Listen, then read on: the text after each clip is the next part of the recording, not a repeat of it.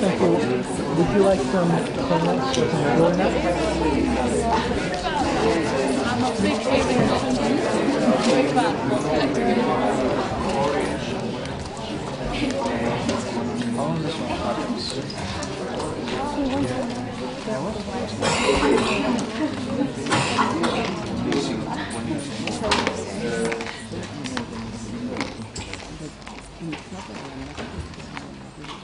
So I just one thing before I start my talk about the organization is just I know that some of you are a bit complaining because we don't have time to meet in between. It's very heavy. So we are trying our best during the break and things like this.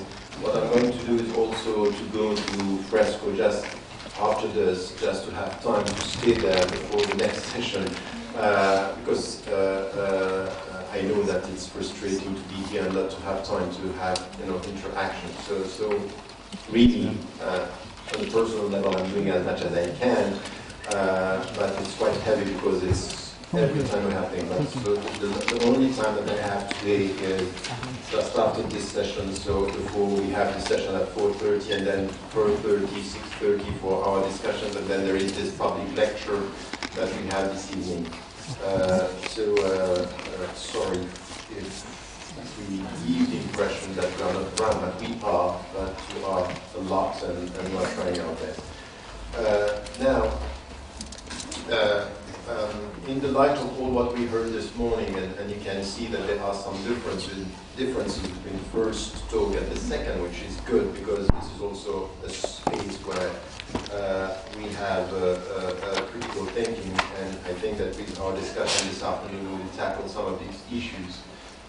For me, on politics, reality, and Islamic reference, what I'm going to do is to raise some questions and where I am today as to the way I'm dealing with the political field and what is important from my understanding as to the questions that are put to us today when it comes to the Islamic reference. So let me, as an introduction, say four or raise four points. The first one is about in which way the political sphere is a revealing sphere. In fact, when you deal with politics, you can understand many things about the way we are dealing with our tradition and the Islamic reference. And you heard this with Dr. Hatem as much as you heard it from Dr. El-Shinqiti. Just to make it simple, and once again, in 45 minutes, 50 minutes, it's quite difficult to be exhaustive and to bring everything, or to talk about everything. But the first thing which is important when it comes to politics, as the revealing reality is how much in the Islamic tradition we have a problem talking about power, authority, and the roles when it comes to who. And it's critical. And at the end, I really like the way Chandra Muzaffar, a Malaysian philosopher, sociologist, and activist, as I was putting it many times, say we need to talk about power. And you can see that this is somewhere, everywhere in your discussion, and I think that the critical Muslim studies from the whole tradition is about this. And I think that it's there also in the Islamic tradition. The question is to put it as a topic and as something that has to do with everything when it comes to Islam, because as it was said, text is power. The revelation is reading, but then the political power. The way you deal with the first answers, if you reduce Sharia to the legal framework, it means that the fuqaha are dealing with power. And this is something that we have to deal with. And authority, which is not exactly the same when it comes to, when you speak about the marja, so it's the reference, is our masdar. It's the power when it comes, or the authority when it comes to what are your references, which is not exactly the way you are dealing with power. So you can play with power by getting the ultimate religious authority. So this is also something that we have to discuss, and it's a revealing process. The second thing which is important in all our tradition when it comes to politics, this is where you can see that this obsession that we had through history. And there is one thing that I would disagree with Dr. Hatem when he was saying that it's coming from the West and coloniality. I think that from the very beginning, the question of the legal in Islam and this emphasis on the legal structure is something which is intrinsic to the Islamic tradition. It's not only coming from outside. It's something that it's in fact an internal dynamics that was from within the Islamic tradition. It's not coming from the West. It was the first, but we need also to understand that internally in Islam there are power struggles. It's not only coming from something which is, it became afterward a way to protect, but from the beginning we had a process that was also a structure. The third revealing things here is our confusion between principles and models when it comes to politics. Is what are the principles we are talking about, and this is where exactly comes the discussion that we had and about the charter, for example, in Medina, is are we extracting principles, are we referring to historical models, and what is the difference? And within Islam, between the trends, you see that some are taking models as principles and historical models as principles. So the universality of historical model principles and historical models that are not trans-historical, that are a way of translating principles into the specific environment, means that if you rely on principles you put as a necessary means your rationality when it comes to create a model for your time. So this is also something which is here important. And then the relationship, as it was said yesterday, it's everywhere, it's crossing the board, the relationship between law, ethics, and objectives. It's also critical here. It's a revealing process when it comes to politics and the way we talk about it.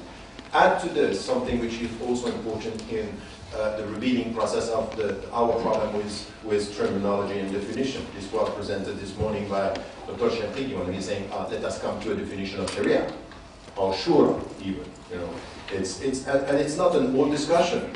It's not an old discussion. In Algeria, in the 80s and 90s, having, for example, Nahna as an Islamist saying, let us talk about shuracracy, in order to respond to the people who are saying, it's shura versus democracy. He said, no, shuracracy will be the word that I'm going to use. Is in fact, he knows how important is the terminology. What are we talking about? And François Burgot, the sociologist and the legal expert, when he was talking about Islamists, for example, said, I want to call them the way they call themselves. So they call themselves Islamists because they are referring to Islamiyun. So I want to talk about that. But in order to understand the way they have an impact on the people, we need to understand the way they speak Muslim. So the Muslim way of speaking, say in French it's le parler musulman. Le parler musulman means there is a way to speak to Muslim from Islamic reference that you have to get. It just cannot come from outside and you don't get that. So this is a revealing process. It's true. It's true that the impact that you can have, if you say the Prophet said sallallahu alaihi wasallam, and you come with the reference, it's going to be different. And as to the substance, the terminology, and the psychology, who you are talking to. And what he's saying is that be careful not to look at this from outside by thinking that because you don't get the wordings, that you don't get the substance, you don't get the way this has spiritual, intellectual, and psychological impact on the people. So all this is revealed when we talk about politics, and especially today. The second thing that I wanted to say is there is a very long tradition here of political thought in Islam, and it's not only, once again, we have to be able to look at it through its diversity. Because there is something which is coming from the philosophers that were, yes, influenced by the Greek tradition. And for Arabi, it's very much influenced by Aristotle and you know, the ideal society and the ideal. And then you have people who are dealing with observing the world from Ibn Khaldun, and you have Al-Mawardi, and you have the Siyasa Sharia, in the Taymiyyah. All these are contributions that are coming from within and sometimes influenced from outside. And I can't today just come to the political discussion as if this is not there. The critical take on the political Islamic thought is also very important. So why? Because these are human experiences and ways of dealing with the questions of the time that we also have to deal with. So I would say to come back to Quran or Sunnah without getting this, which is the human experience, I think wouldn't be right. I think that we have to take into account both. It's the scriptural sources as a reference and the historical experiences, because our psychology is not coming from nowhere. It's coming from also history that we have to deal with, and I would say that this is the second point. Now, the third thing which is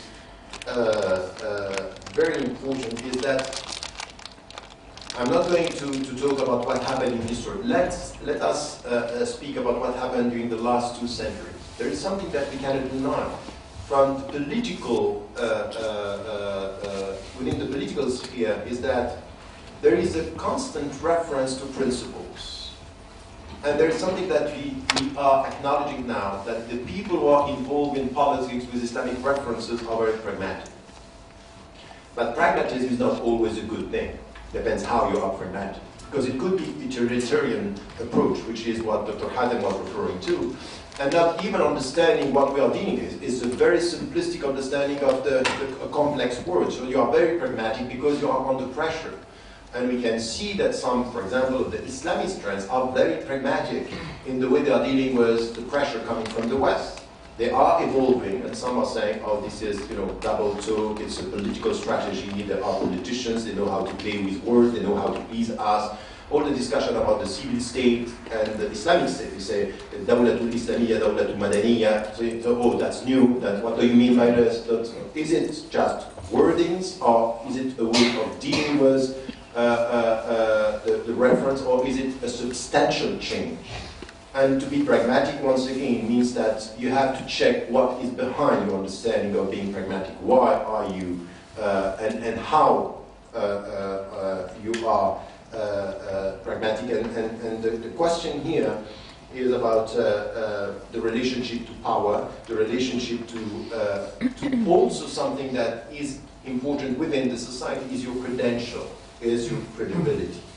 And you can see something which is coming from the West is sometimes if you want to make the Islamists lose, let them win. If you understand what I mean. Let them go, let them do.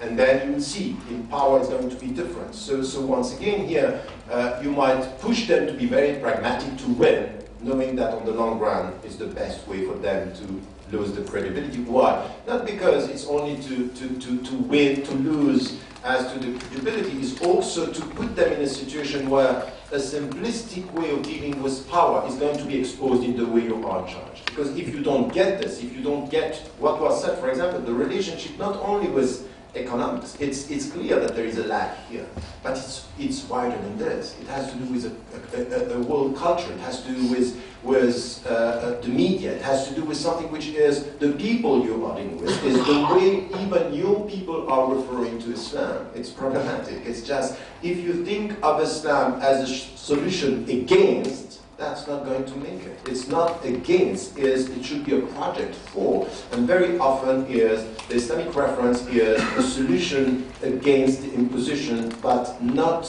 thought through the complexity of the world, but through the clear opposition to.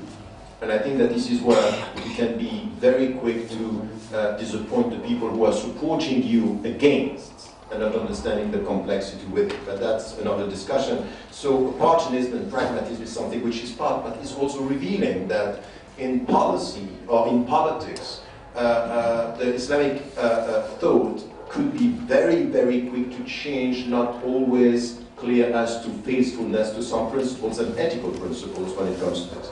The last point that I wanted to make here is, when I started talking about this, what was quite interesting I have been talking about the political references, and this was, when I started, it was 30 years ago, and trying to, and what I understood from the reaction that I got from Muslims, that when it comes to my discourse on Islam, some are saying, oh, it's attractive because it's balanced, but they don't get the essence of my political discourse. And in fact, I was more understood by Western people than by Muslims. And many were saying, oh, this is very dangerous. And what I'm exposing here is dangerous. It's dangerous because it's radical in the way I'm dealing with power. I'm not talking about the state power. It's deeper than that. And the only thing that was understood by, for example, the Malaysian government was to ban the book Western Muslims and the Future of Islam, because I was talking about Islamic capitalism that we have there, which is Islamizing, neoliberal procedures and transactions, and saying that's not going to be, that's not going to be the alternative. Now, let me come to, so these are the 4 points, as sometimes the problem is also a simplistic way to come to our Islamic reference, and sometimes just by questioning the ethical way of the political structure, and not the complexity of the relationship between power, authority, and all what I was talking about as the revealing process. Now, if I come to the contemporary, and I'm not going to go to the history here, if you look at what we are facing today in practical ways, and this is the topic that I have, is reality and Islamic references. If it comes to the contemporary Islamic thought, I would say that we are jailed or we are imprisoned in 4 ways as to our discussion on politics. The first one, we cannot deny this, which is, as it was said and repeated, very often, and in fact almost everywhere, go in African countries, go in Asian countries, or in the Middle East now, the reference very often is the dominant reference is the West. But not only in the relationship, for example, when you have this, what happened in Egypt and what happened in Tunisia, very often is the axis is the United States and Europe as the reference, and sometimes trying to find alternative with China and Russia. But in philosophical or political philosophy, the reference is the West. And the reference is the West, whatever is your take, just even in the way we reread our sources, that's clear, it's everywhere. It's just, for example, say, at the end, the Islamic principles are not in contradiction with the principles of democracy. I don't have a problem by saying this, but if this is the framework through which you read your source and you respond to the West, at the end the dominant is imposing into you the rational. And this is that we are jailed in this. And this is also not helping us to have a very deep, critical reading of the scriptural sources by exploring alternatives, as it was said just before, and I think I agree with this. But it's not this only. It's also something that has, even if you talk to the West, is the way we are talking about secularism, is we are trapped in this. And not in this only this opposition. If you listen to secularists in Muslim majority countries, you can see how much they are under, intellectual colonization in everything that they are saying. And you have some, in some countries, the secularists are more secularists than in the West.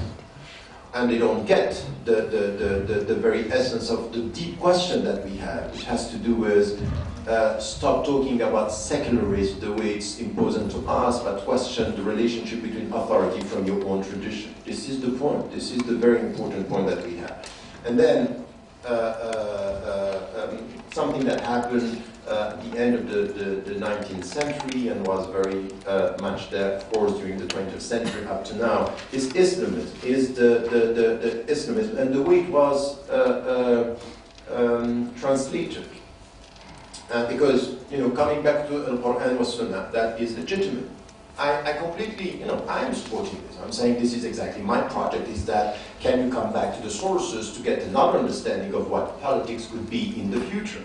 Now, resisting colonization, the political, the economic, and the intellectual and cultural colonization is the four altogether. It's not one, it's four altogether. So can we do this? How do we have now to deal with ijtihad in the way we are dealing with the world the way it is? This is the second one. And then what was added to this is the Islamic State. And the problem is the Islamic State when you are facing colonization and the nation state, colonized nation state. Of course, the first thing is we have to liberate the state. This was a normal reaction at the end of the beginning of the 20th century. Of course. Is it the final answer to this type of colonization we have? This is the problem. And this is where I partially agree with the book that I was referring to, The Impossible State, by saying, yes, we have to be critical about the nation state. The way, for example, Dr. Hatem put it this morning about the relationship with economy and other dimensions. But it's here that we have to understand that all political discourse that we have is within this polarization. And then you go to the Muslim majority countries. I was in Tunisia dealing with people who were part of the whole process saying, this is the West portraying us like this. I'm sorry, it's not the West, it's you. You are completely trapped in this discussion in the way, at the end, it's as if we are in the West dealing with the Islamic reference, even in the tensions that we have. And we can see that even the Islamists are very pragmatic. They are very clever as the way they are dealing with secular, and secularists they are also correct. But at the end, we are trapped in this tension. And this tension is preventing us from any creative thought in the field. And then, more importantly, is all the other dimensions are lost in the discussion. That's exactly the point. And you are now dealing with, that you have emotional reaction, and religious populism exists. We have something like this, and we have, for example, this reaction to let us talk to, when Erdogan visited Egypt, saying, let us deal with the secular state. The reaction was, this is a Turkish experience, it's not us. But at the end, the point was not to question what was more important in the Turkish experience about the economy and the way they are dealing with the surrounding. It's not this. It's really about the political structure. And this is where it's a problem. Now, and the fourth one. So the first one is the West, the second, secularism, Islamism, and then the nation state as such. And I think that this is where we need to come to a deep critique of this. But I would say there is no critique of this if we are not able as, and by the way, not only as Muslims, but as citizens, and especially the Muslims and the citizens of other faiths or with no faith who are dealing with the West to come with a critique of democracy today. I'm going very far. I'm not going to celebrate democracy the way it is if we are not coming with what do you mean? Which type of separation of authority? Because we are ready to separate authority, the religious authority. Let us talk about the economic authority. Because in fact, the state authority is under the economic authority. That's the reality of it. So you talk about democracy, where are the centers of power in the democracy you are talking about? But we have to be courageous enough. Say, okay, and the only people who can do this, deeply coming from the tradition, are Western people living at the center of what is called democracy. When you have Bill Clinton saying in the United States of America, 1% of the people are leaving this country. 1%. Not all the people. You can vote whatever. Go and vote. So if you confuse this with the structure of democracy, or the democratic structure, and you don't get the deep understanding that where power lies in the system, you're not going to make it. So you're just playing with the people and just showing, you know what, we don't have a problem with democracy. Okay, that's fine, but I have a problem with power in democracy today. Where lies power? And I think that this is where our critique should be quite radical on this, by questioning the centers of power beyond just the structural democratic processes. And by saying, Shura has nothing against this, that's fine, but that's not the problem. You are answering the wrong question. You are answering the wrong question. By the way, the Prophet ﷺ, when he arrived in Medina, he didn't only start with, the charter and mu'akhad, brotherhood and that. No, he looked at the the economy and the market. We have to deal with the rules there. It has to do with this. Connecting the two is essential in our vision. So I would say that this is where we need to be critical. Now, which type of critical approach is needed, I would say, as the starting point of our and dealing with our reference. And by the way, I understand when Dr. Hatem is saying when I engage in the societies as human being, as somebody who is not coming with a reference which is the first in the discussion, let us solve the problem as human beings. Yes, I agree with this. In practical terms, this should be this should be it. This should be the way. But as someone who is a believer, I want my preference to be the driving force of this engagement as human beings. So the universal struggle doesn't mean that in any way I'm going to hide the singularity of my roots. I'm coming from somewhere, and this is the way for me. So this is central for me. It's just not to come and I'm not going to pretend that our universal common struggle is just at the, no, there are roots and I'm coming from somewhere. And what I want is, and understanding this, that if you want to move the Muslims around the world, and if you want to move the Muslim majority countries, this has to be rooted in a tradition saying, that's the way, that's your understanding of the world.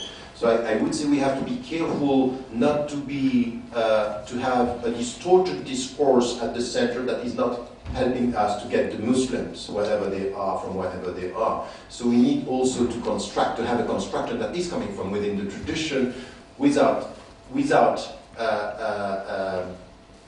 closing the doors or in fact having something which is isolated. But the way to be open means the way you are rooted.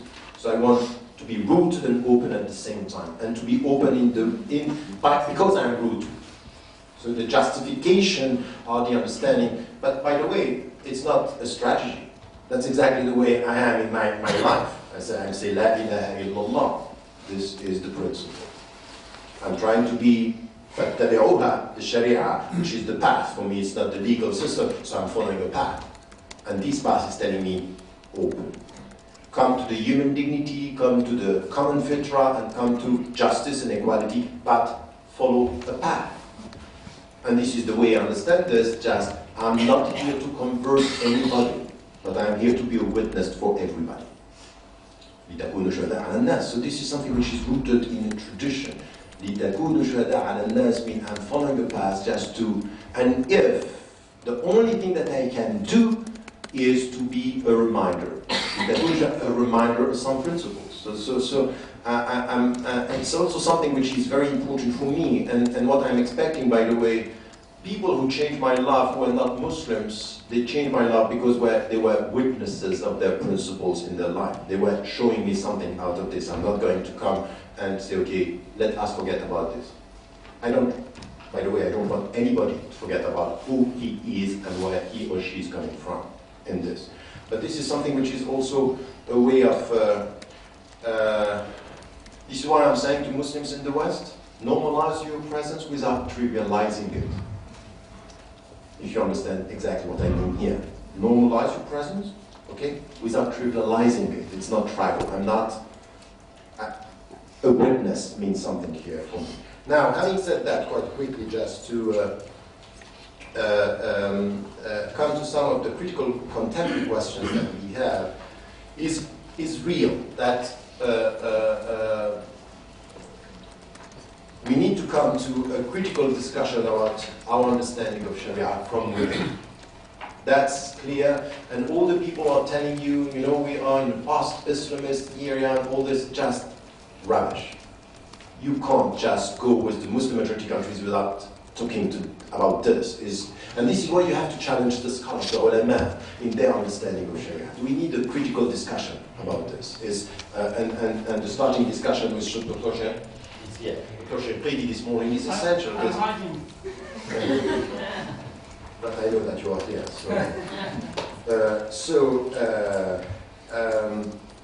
The discussion about Sharia and this emphasis that is there in the legal tradition is to think about Sharia is, even if we are speaking about the past, is very much talking about a legal reference, which I think it's now with the world.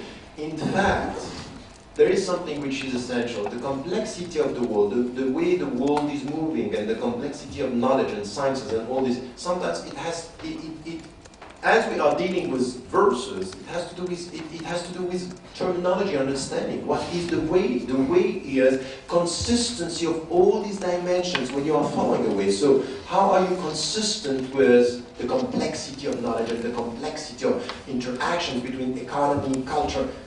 One of the most important culture with economy today is not the political power, it's culture. It's shaping minds, it's deep.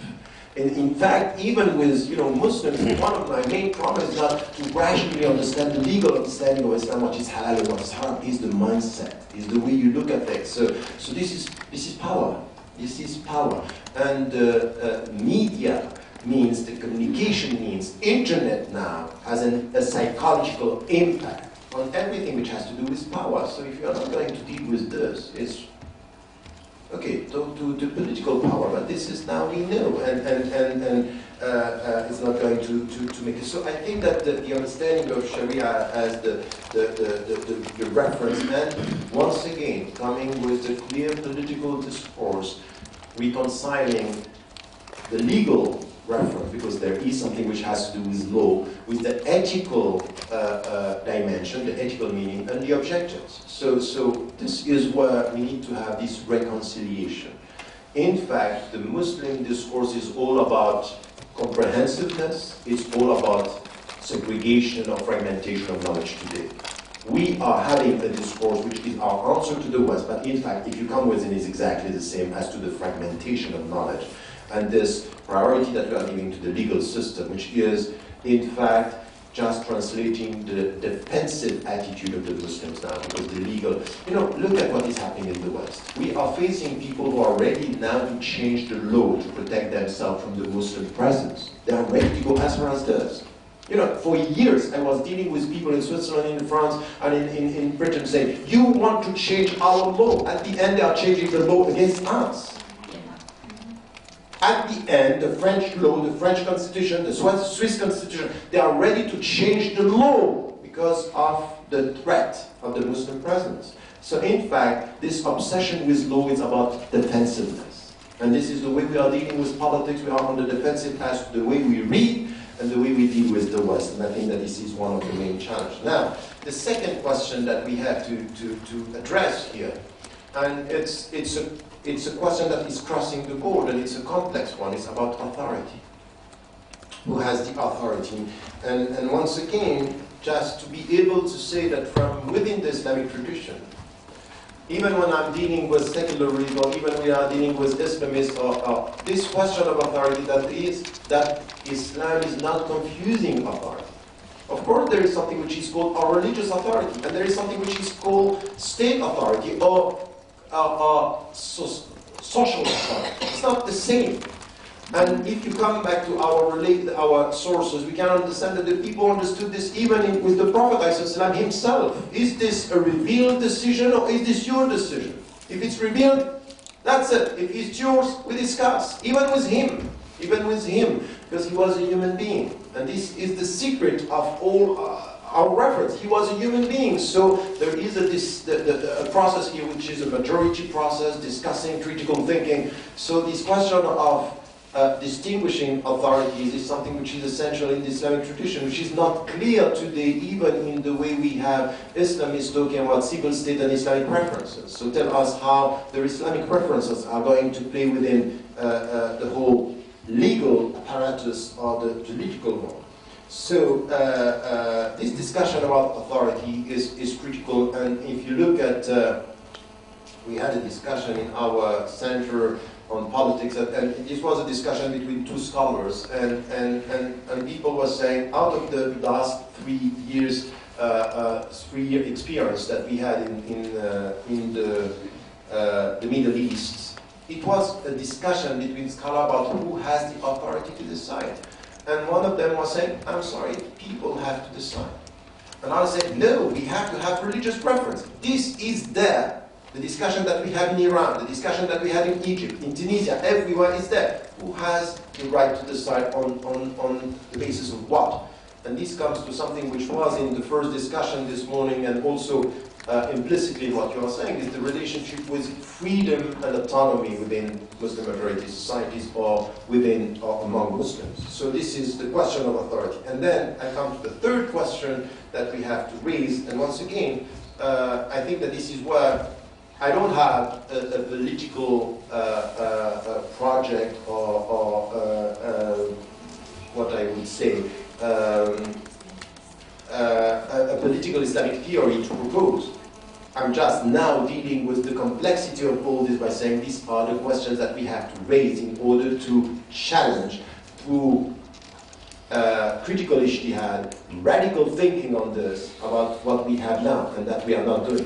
And if there is something that is interesting out of the last years, that it's this. This is where we see that there were missing discussions and debates within the Muslim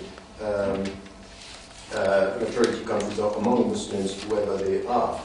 There are questions that we have to deal with that are essential when it comes to politics. And this has to do with not only, the pressure that we have from the Western culture, but this is something that we have to deal with from within. I would say that I wouldn't put justice first. I would put justice at the end of a series of concepts that we have to deal with. Why? Because justice is the first thing that we can agree upon. But then after this, we'll see that there are lots of other problems that we have to deal with that are more complex. And there is a series of notions that I want to put first in the way we deal with society. And the first one is freedom. It's freedom one. Because once again, from an Islamic perspective, when you say La ilaha illallah, the first thing that we are talking about, if I rely on him, the first thing that I have among people is freedom. It's my freedom. It's when I'm saying La ilaha illallah, I'm acknowledging that there is freedom. And Lazhar, who was involved, Nazar, who is involved in all this discussion about the constitution in Tunisia, was saying in our discussion, saying, Al-Hurriya, Al-Asl is freedom is first. And then even in all the discussion coming from the Islam, he's saying, Al-Hurriya qabla al-Sharia. So freedom before Sharia. In fact, there is no Sharia if there is no freedom. So the question here is, this discussion about freedom and it's connected to autonomy, it's essential in the way we are dealing with human beings. Why? Because it has to frame the way you are going to deal with justice. Because justice can be read from a legal perspective. But if you start with freedom, you are nurturing a vision of human being, the concept of human being, the way you have to deal with it. It's important. And so I would start with this, and I would start with something which is important, is about autonomy. Autonomy, which also has to do with everything, and when I speak about autonomy, men and women all together, it's just empowerment based on a very understanding of autonomy. But I don't want to miss the discussion about freedom among Muslims just to start speaking about justice, which is exactly what is happening today. I have big problems saying, what do you mean by this and the way we have to deal? So I would put justice, yes, and equity as something which is al-qist or al-adl, which is so essential. But it's based on the very understanding of freedom. Why? Because it gives a specific understanding of al-khilafa, as vicechancellor. What do you mean by this? What do you mean exactly by this reference and the way you are dealing with the society? While in fact, this is what I would say is the critical thing that we can have on the West, on democracy, and the way freedom is talked about in the West. I would start my critique, constructive, and sometimes radical discussion about freedom with the West on freedom, not on justice. I don't know if you understand what I mean, but it's deeper than just the structural thing here in political terms. And I don't want to end up discussing about politics on the structural or legal side of the equation. Now, one notion that Dr. Hatem was referring to is equality. Yes, equality is essential, but Muslims have a problem with equality. It says you are equal before God and complementing each other in society. That's a problem. It's a big problem. So we need to come to a discussion of equality here within the society, which also is important in the way we deal with the whole structure and our whole understanding. So, as I was saying at the beginning, all this is revealing the way you understand Islam and you read the texts. Even by the way I'm putting this, I want you to understand that what I'm saying here is that, as Dr. Hatem was saying, this is not the Islamic way. It's my understanding of Islam, but there is here an understanding of Islam which is based on what I said yesterday. It's all about changing the world. It's all about changing even the setting and the way we look at it. And I start with La ilaha illallah, freedom first. And by the way, even in the Kathir, you have a very traditional reading of the scriptures of what is the dignity? What about Qarban Bani Adam? The dignity of human being is about two things, freedom and knowledge. Knowledge and freedom. La ilaha illallah is freedom first. So let us talk about this, but I want to talk about true freedom. I want to talk about the deep freedom we are referring to. Not the structural freedom, not think the way you want. As you know now that I can make you think the way I want. That's the true dimension here, which is a critique of what we have now. And the Muslims, I'm sorry to say, are not going deeper on that. It's just let us talk about the structural dimension, which is deeper than that. I'm trying to take this. And there is another thing which is important. Dr. Hatem talked about citizenship, and I agree, because this is connected to the nation state. But I would say something which is essential, which was there from the very beginning in Islam, is that when you are talking about freedom, and then you are talking about autonomy, and then you are talking about equality, and then you are talking about something which is essential, which is movement. Ardullahi wasi'ah. It's not about just something which is repression. It's that you have to move and your dignity should follow you wherever you want. Why am I saying this? Because we have a big problem with all our democracies. It's the way we all treat migrants, wherever you are. It's based on what? On a very specific notion of citizenship. Making your citizenship, having a status which is forgetting for others the human dignity. Human dignity and movement comes first, before citizenship. If you get that, whatever you have, your dignity should be protected. But this is a way you are critical of the whole system, the nation state and democracy. And it's rooted in the Islamic tradition. Is in the Islamic tradition, move. In Hijrah, it's about moving, but not only because of repression. It's about your dignity should be protected. And if you look at what is happening in our world, all the people who are leaving the global south is out of dignity, not just their dignity. We look at them, why they are living. But who is living is more important. Who? The dignity is moving. It's not only the repression.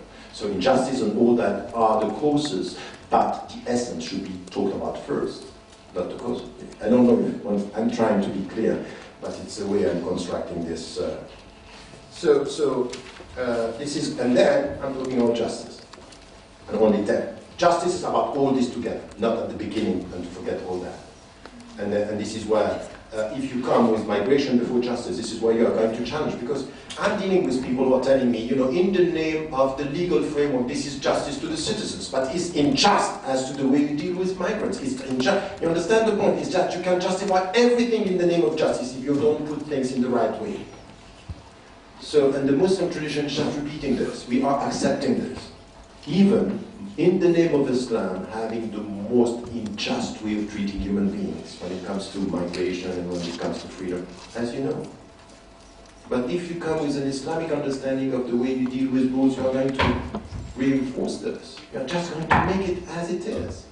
You are not critical. It's not a critical thinking, it's just.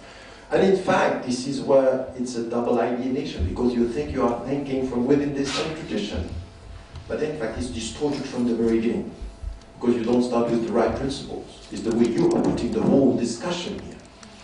This I think, is missing, and this is the big problem that I have.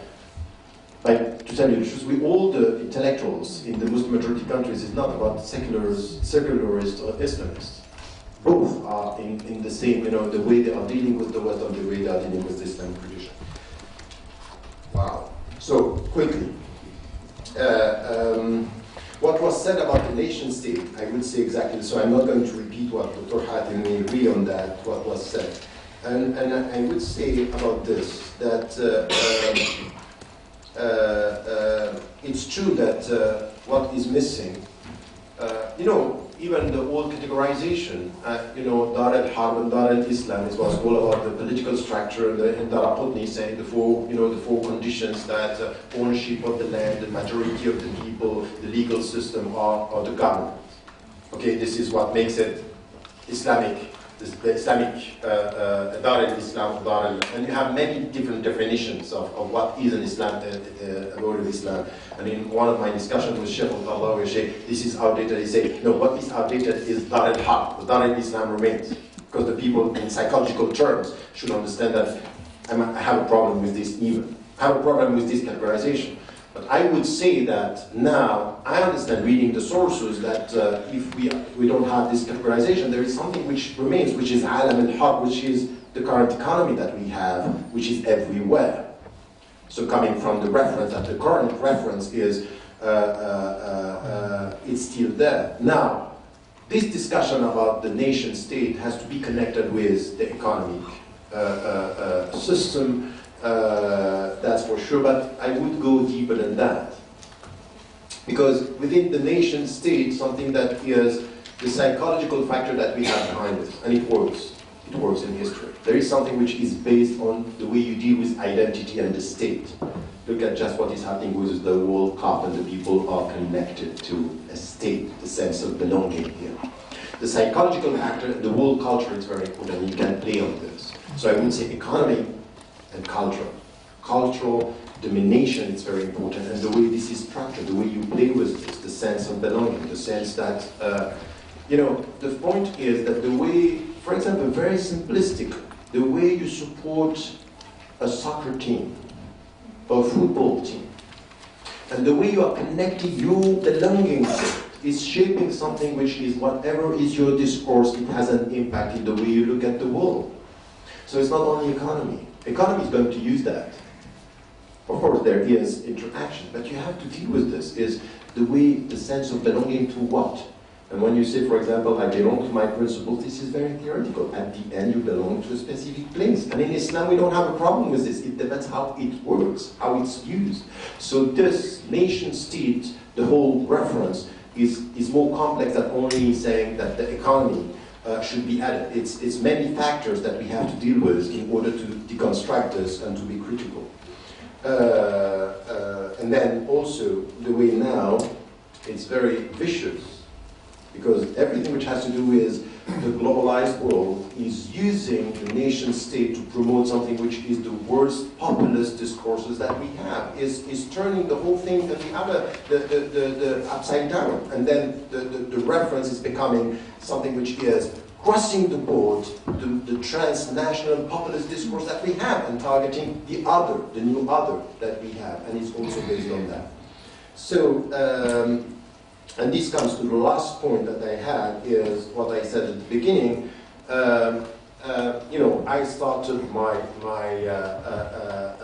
intellectual life by showing how much the Islamic principles were open to, some of the principles. I was just trying to say, العبرة بالمسميات, meaning that at the end we have to deconstruct the discussion about the words and the concepts, and to come to the principles behind. That's all good, and I think that we need to do this, but it's not enough. It's just with time you understand that that's not the point. You are missing the point if you stop at this. And to come to the critique of what I was talking about, is the democratic system. And not by saying that we are against democracy at all, is just to be able to bring to the fore where the democratic structures today are problematic, as to all what I was saying about freedom, autonomy, equality, and also this relationship between the political power, economic powers, and the true democratic processes. Because in economy there is no democracy. That's not the way it works. And exactly the same with this cultural power and domination that we are dealing with. And when it comes to what I was saying about migration, citizenship, and migrants, all this has to be a critique, and a deep one. And I would say that if Islam is my reference, is helping me to be transformational on this, is by putting these questions. And what you said, for example, responding to or reacting to Dr. Hatem's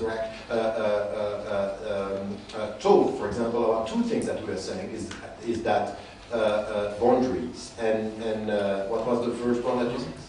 Economics. This is, yes, I would add cultural, I would add many other things, but this is exactly it. This is where we have to be, to be critical and to come with a critique, which is the foundations of all the way we are dealing with this. And I would say that the Islamic tradition, through our history, through our reference, could help us to do this, if only we capture the very essence of what we are talking about when it comes to the structure, and also to be critical with what is happening now. And this is why I was saying in one of my papers, Beyond Political Islam, that I go to say this is where there is a problem here, is the way we deal with Sharia, the way we deal with the political structure, and the way we are obsessed by the West in the way we are discussing. So the last thing that I wanted to say is what are the challenges again.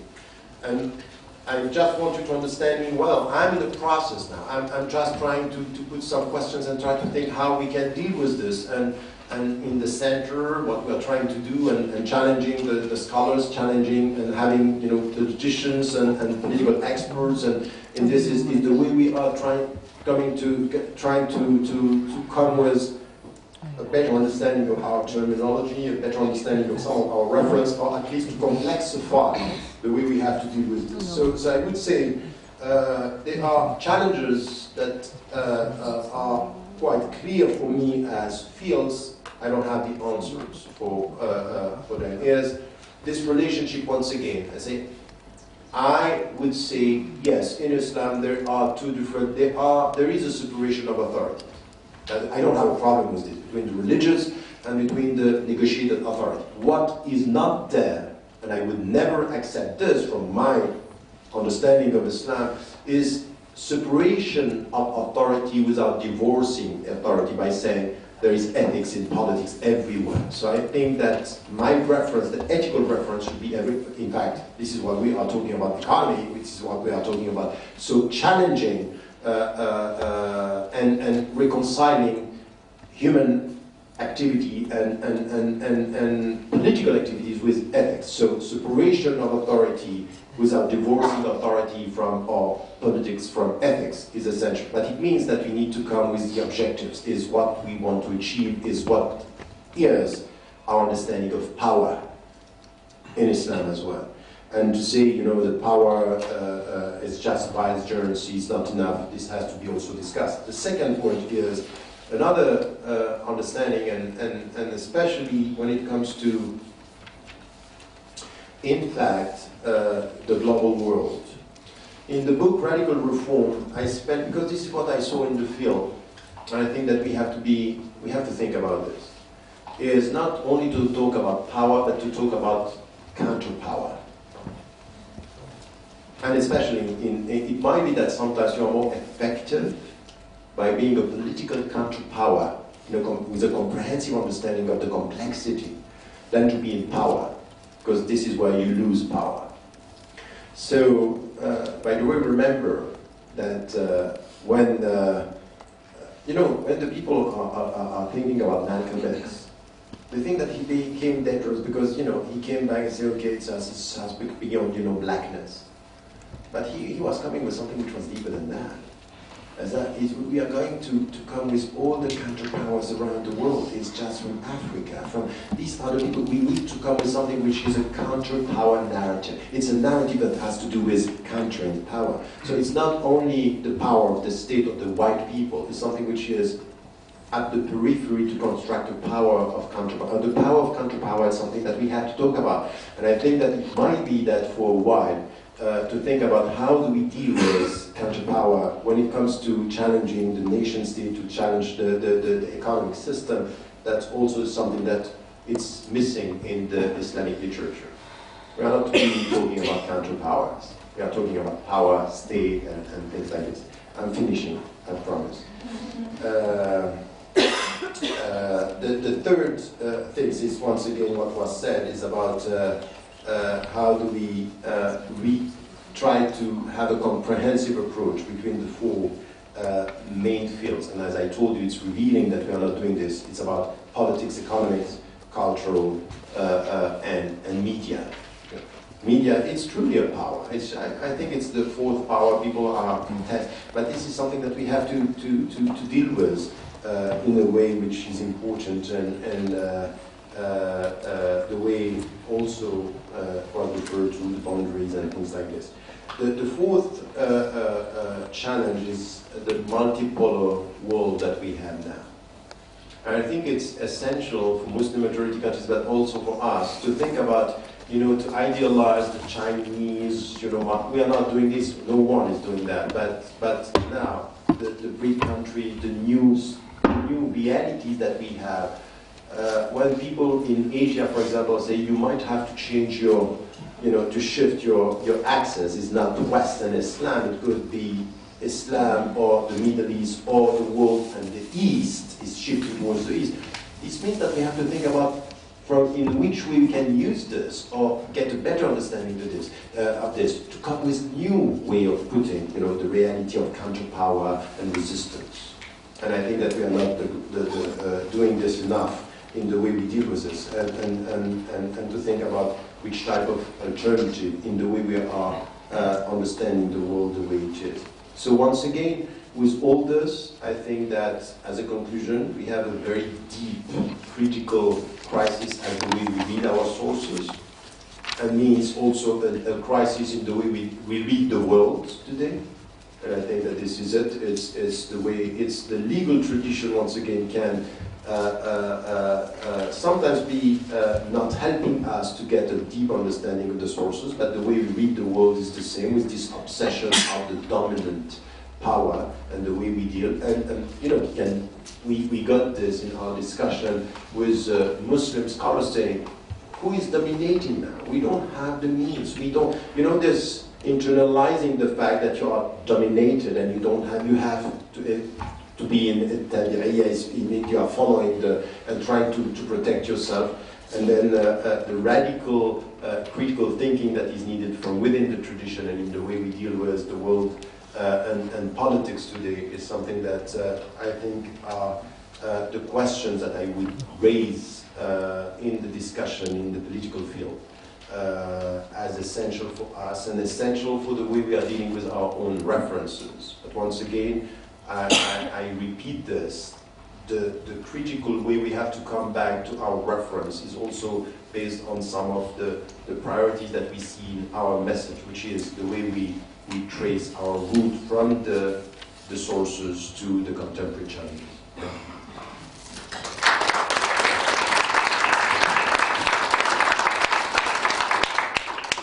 I will take 2 or 3 questions for direct to this talk, and then we'll have the discussion this afternoon. So the 3 are already there. So we go. Go ahead. I just want a point of clarification. What is your definition of freedom? Like freedom from what? Because I would figure you don't need freedom of complete, like being able to act as you will. But say it again. I'm assuming that it's not just a matter of action. I just want to know, like, what is your concrete definition of freedom?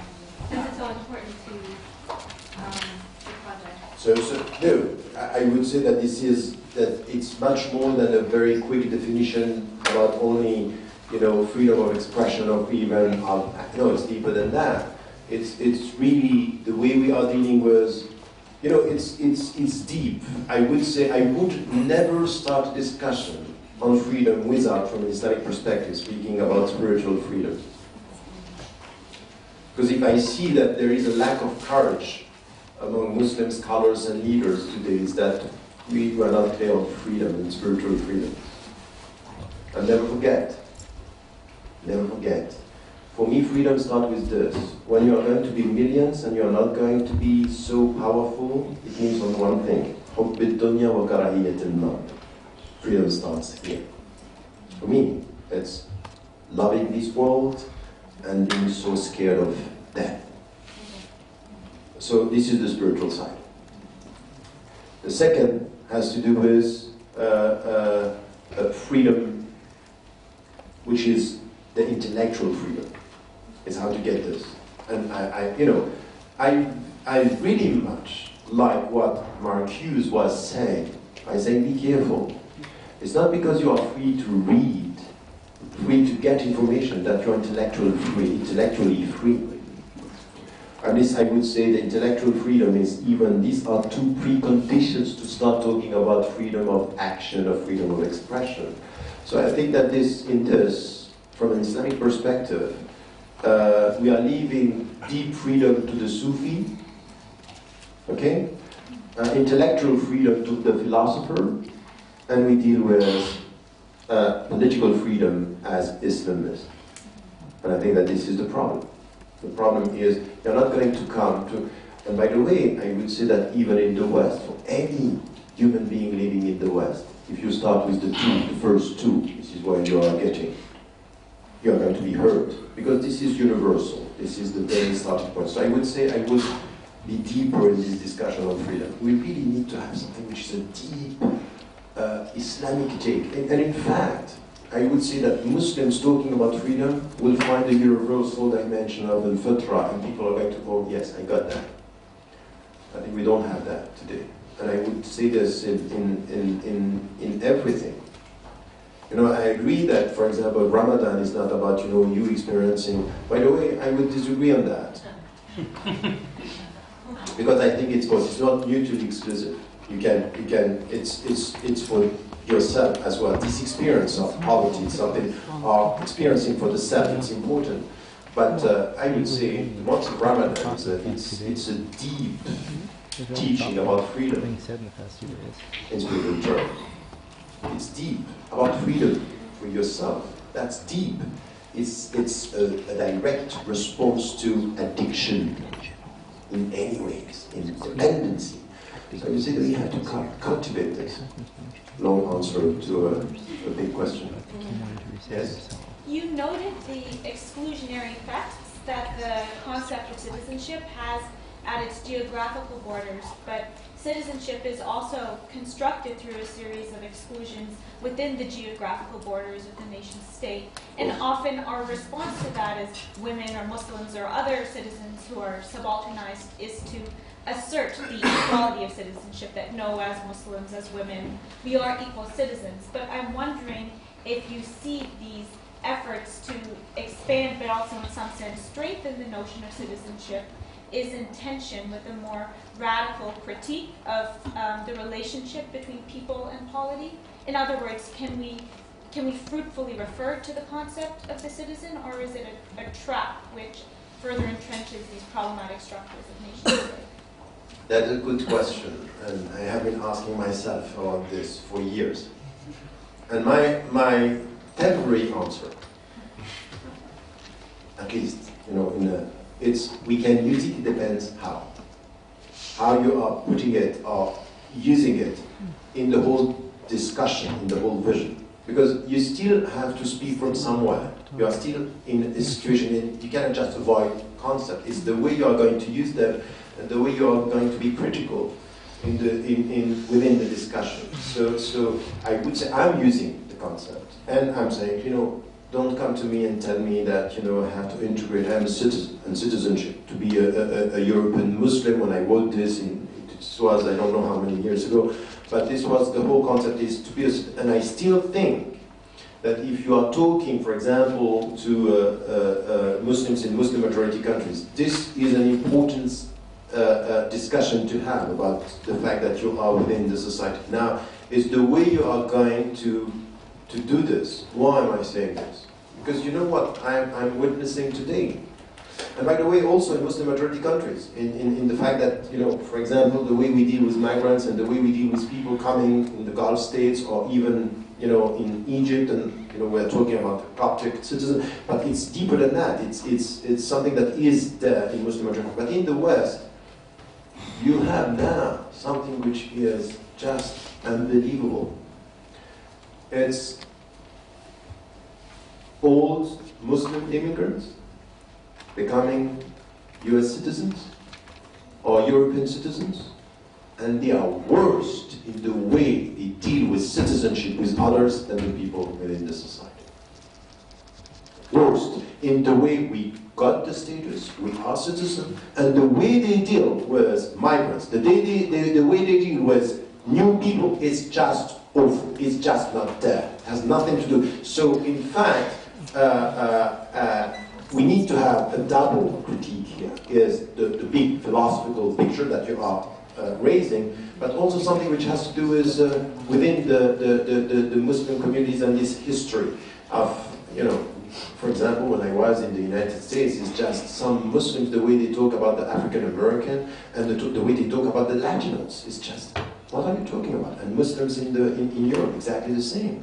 So I think that this distortion in our understanding of the state as citizens, I would say, I would use it, but I want to consider the way I'm using it. And it could be a trap, yes, it could be a trap, because at the end, if you're not critical of the whole picture, you can end up confirming what you are resisting to, which is exactly what we said yesterday.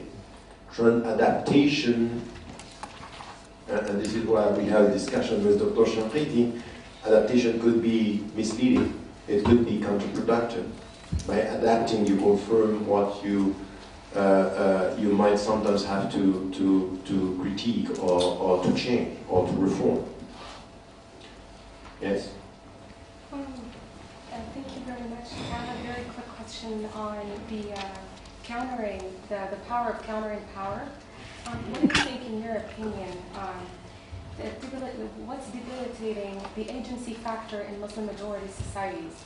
Beyond, and you talked about the colonialism and its repercussions, but this whole narrative of victimization, that sort of, you know, takes away the responsibility factor of the people and the autonomy to act towards the forms of colonization that they're being subjected to. You know, the agency factor and the proactive sort of resistance to powers is the discourse that is lacking now in the Muslim world. And I think exactly. I completely agree with you. And this is shaping a mindset. This is why I said, before talking about justice, you talk about freedom and autonomy. Is to be subject of your history. You start with this, because even when you talk about justice, you can be on the side of the oppressed and play the victim mentality. Justice is not the starting point of the discussion.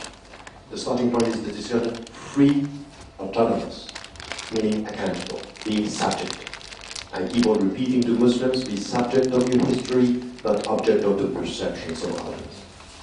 But this is the starting point of the discussion. The discussion here is very much about this. And I think that we are not going to get anywhere if you just, this is my point.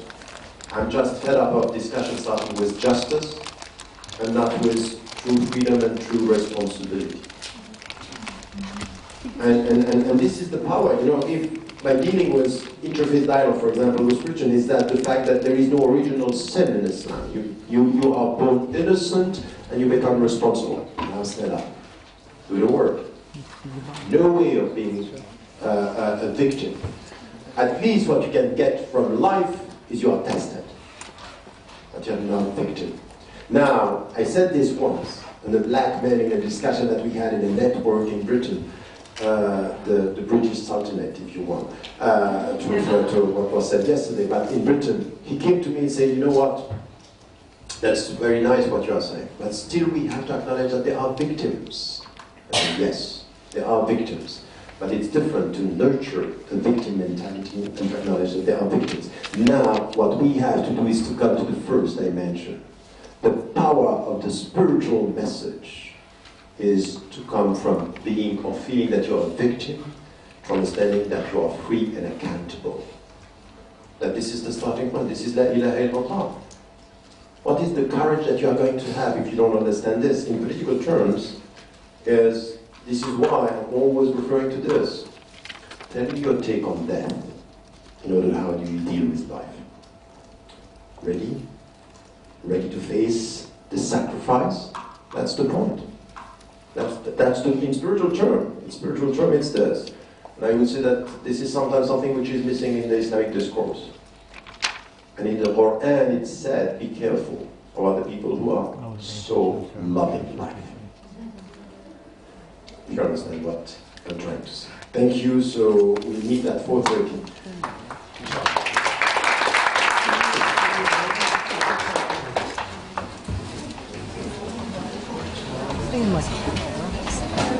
Like